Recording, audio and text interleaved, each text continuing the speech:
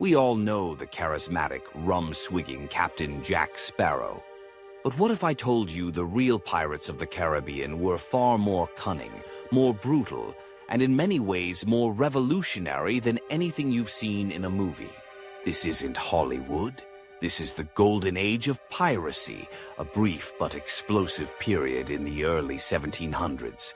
The mighty Spanish Empire was shipping mountains of gold and silver from the New World back to Europe. These treasure-filled galleons were slow, tempting targets for thousands of desperate, unemployed sailors, many of them former privateers, legal pirates, who were cast aside after the wars ended. From the lawless port of Nassau in the Bahamas, a new kind of threat emerged, one that flew a black flag. The most feared pirate of them all wasn't the strongest or the most successful. He was the smartest. His name was Edward Teach, but history would remember him as Blackbeard. Blackbeard understood that real profit wasn't in fighting, it was in fear. He cultivated a terrifying image, weaving hemp fuses into his beard and lighting them during battle. The smoke and fire made him look like a demon emerging from hell. His greatest move was a masterpiece of psychological warfare. In 1718, he blockaded the entire port of Charleston. He didn't fire his cannons. He simply anchored his terrifying fleet in the harbor. He took hostages from the city's elite and made a simple demand.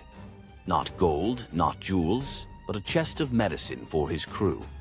He got his medicine and sailed away, having paralyzed a major colonial city through sheer reputation alone. But the pirate world wasn't just for men. Meet Anne Bonny. Born in Ireland, she had a fiery temper and a hatred for a conventional life.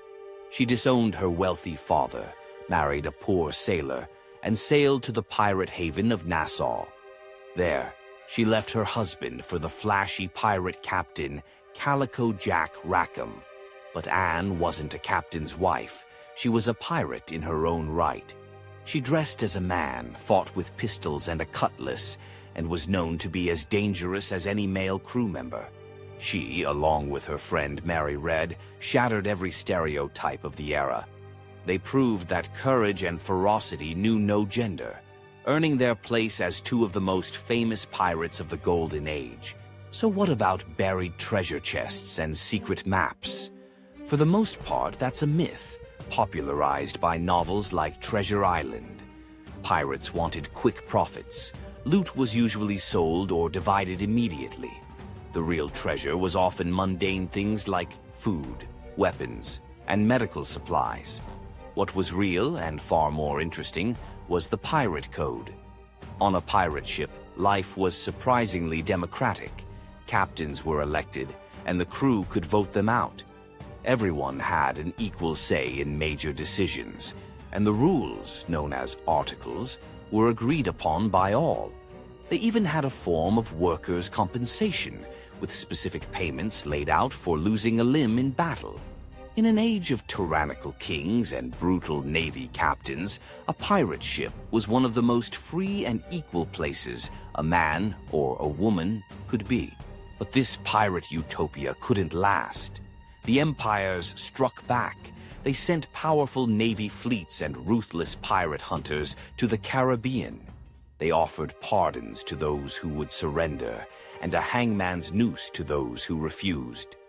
Blackbeard was killed in a bloody battle. Calico Jack and his crew were captured. By the late 1720s, the Golden Age was over.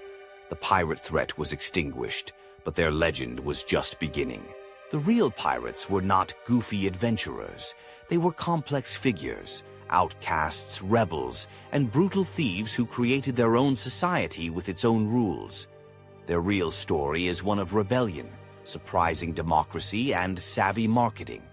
What do you think is the most fascinating part of the real pirate story? Let me know in the comments below, and tell me what piece of history or mythology you'd like me to uncover next. If you enjoyed this journey beyond the Hollywood myths, be sure to subscribe to Teduent for more stories from the past. Thanks for watching.